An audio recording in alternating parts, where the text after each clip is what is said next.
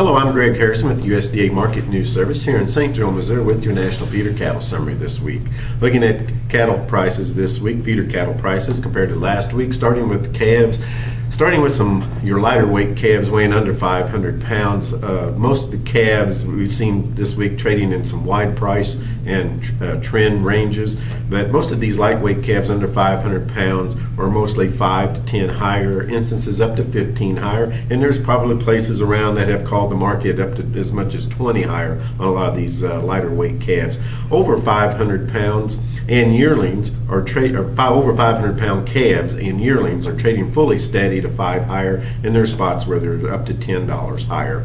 Last week's sharply higher fed cattle market and feeder cattle markets and futures have carried over into this week. Again this week with some strong continued gains. In the last 2 weeks we've seen fed cattle market gain near $20 on live prices after losing about $30 going back to about the middle of August. Feedlot managers have right now seen some considerable leverage and just overall a better positive attitude, and it's also spilled over to the feeder cattle markets over the last couple of weeks. We've seen right now we're seeing many long strings of top quality feeder calves move throughout the northern plains, especially in the Dakotas, South Dakota, Nebraska, Montana, Wyoming. A lot of top quality calves are being sold. On Tuesday in Phillips, South Dakota, they sold over 10,000 head of cattle with over 2,200 head of 500 to 550 pound steer calves averaging 527 pounds that sold with a weighted average price of $235.50. And on Tuesday in Mobridge, South Dakota, they sold over 6,200 head of feeder cattle with right at 900 head of 5 to 550 pound steer calves trading for a weighted average price of $240.13. So we've got very good demand, especially on these calves, especially in the northern plains and through the Midwest, as well as through the Southeast and through the Southwest.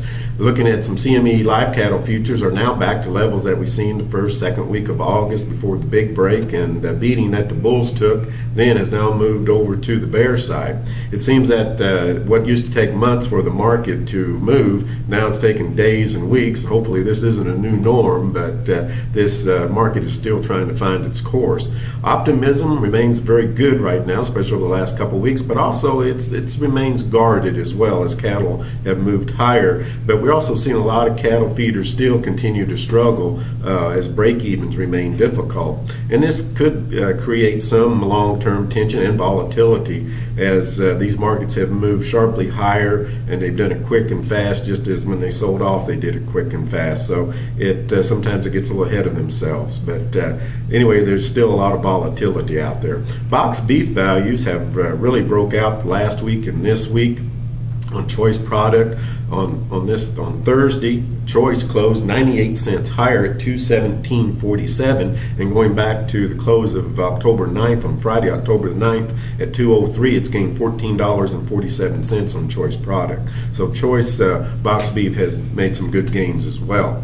Looking at some regional weighted averages in the north central regions, for 600-700 pound steers running about $10 higher this week at $215.01, 7 to 800 pounds $7 higher at $201.69, and 8 to 900 pound steers running $3 higher at $195.96. In the south central region, steers weighing 5 to 600 pounds are running $5 higher this week at $210.17, 600-700 pounds running about $5 higher as well at $198.32, and 8 to 900 pounds running about $2 higher at $186.84. And in the southeastern regions, 400 to 500 pound steer calves about $7 higher at $212.24, and 5 to 600 pounds also running about $7 higher at $195.74. This has been your markets for this week. Thanks for listening. Be back with you next week.